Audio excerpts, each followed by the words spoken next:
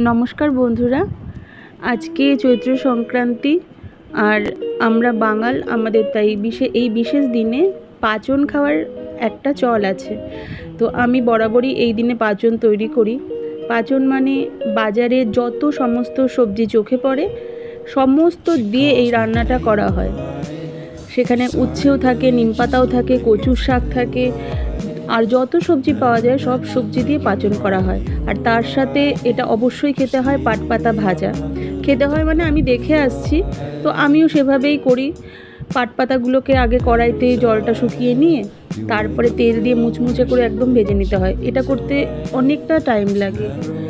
আর সত্যি বলতে সমস্ত সবজি একটু একটু করে দিলেই অনেকটা হয়ে যায়, যেটা একটা বড় হাঁড়িতে আমাকে করতে হয়েছে, কারণ কড়াইতে ধরছিল না। আমার সব থেকে যে বড় কড়াইটা সেটাতেও আমি করতে পারিনি, তো এই হাঁড়িতেই আমাকে কন্টিনিউ করতে হয়েছে। তো যেহেতু সবাইকে দিতে হয়, সবাই মানে একটা আশা করে থাকে আজকের দিনে, তো আমি এরকম ছোট ছোট বাটিতে ভাগ করে নিয়েছি ফ্ল্যাটে সবাইকে দেবো বলে। ওরা আগে থেকেই বলেছিল, কিছু বন্ধুদের জন্য, মায়ের জন্য পাঠানোর ছিল, তো সমস্ত কিছু আগে কন্টেনারে করে নিয়েছি। আর আমরা খাওয়ার সময় এই পাট পাতাটাকে আরও একটু গরম করলাম যাতে মুচমুচে ব্যাপারটা আবার ফিরে আসে, কারণ আগে করেছিলাম তো আবার ঠান্ডা হয়ে গেছিলো, তো মুচমুচে করার জন্য আবার একটু গ্যাসটা জ্বালিয়ে গরম করে নিয়েছি।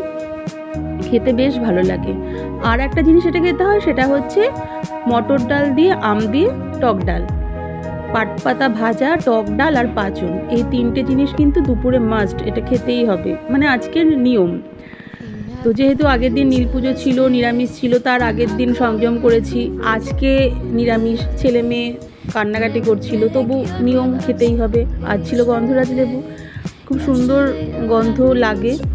তো মেয়ে বললো, মা খাওয়ার আগে একটু পটল ভাজা করে দাও। তো তার জন্য পটল ভাজাটা যদিও আজকের দিনে মানে না করলেও হয়, ওই তিনটে জিনিস করতে হয়। আর ছেলের বায়না, তাহলে আমাকে পাঁপড় ভাজা করে দাও। অগত্যা পটল ভাজা, পাঁপড় ভাজা, আর আমি একটু লঙ্কা ভেজে নিলাম, নিয়ে সবাই খেয়ে নিলাম।